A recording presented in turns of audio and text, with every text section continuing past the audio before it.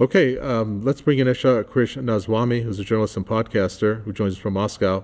We're going to refer back to the piece of news that we just read about 4 or 5 pieces of news prior to what you just witnessed, and it's about the railway.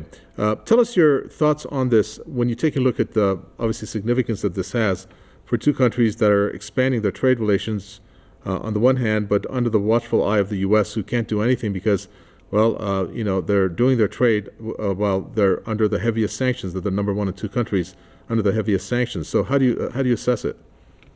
I assess it as a way to increase business and shift the center of trade from Europe to Asia. This is part of a larger plan. So what's going on is that now with the new train, there's going to be a faster train line from Iran to Azerbaijan and then to Russia. So it's going to make trade much easier. It's going to be almost sanction proof because there are no shipping ports that the West can blockade. It's just controlled by Russia and Iran. So it's going to make the West's ability to sanction countries a little less, and it is definitely going to make it much easier to run commerce in Asia. And this is the kind of infrastructure that is needed all over Asia that, of course, China is building with the Belt and Road Initiative that the West is trying their best to prevent.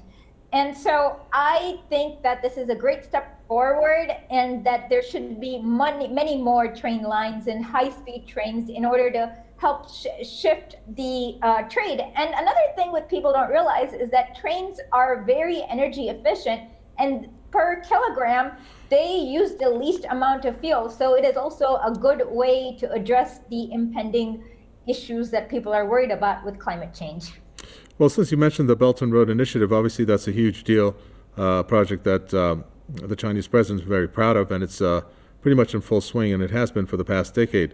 At this point, the question that comes about is the resistance that is against this, which obviously emanates from the U.S.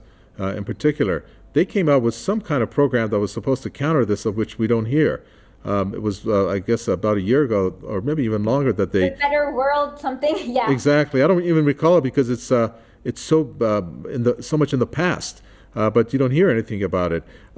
Even that in itself, doesn't that show the kind of weak planning in terms of a counteroffensive, if you want to call it, when it comes to the U.S.? Because after all, this Belt and Road is something that was pre-planned, thought of, then executed, and it really partners with all the countries along its route in order to make sure that it's a win-win situation for all, unlike what the U.S. Has done when it comes to its trade relations or policies. Well, the U.S. doesn't really want to build anything for these countries because as soon as these countries get their own infrastructure, they become less dependent on the U.S. and they can't. The U.S. will never want to have an equal or any kind of relationship that resembles equality. On top of it, I read reports from the Council of Foreign Relations where the U.S. has admitted that they are incapable of building large-scale infrastructure projects simply because the government does not invest in it, and they rely exclusively on the private sector. And within the private sector, there's a lot of grafting and a lot of inconsistencies. So first of all, the U.S. is incapable of building it. And the second of all, it's not in their interest because that means that the relationship that the U.S. has with other countries will have to change. All right, thank you very much for that, Esha Krishnaswamy. We appreciate it. Journalist and podcaster there, live from Moscow. Thank you.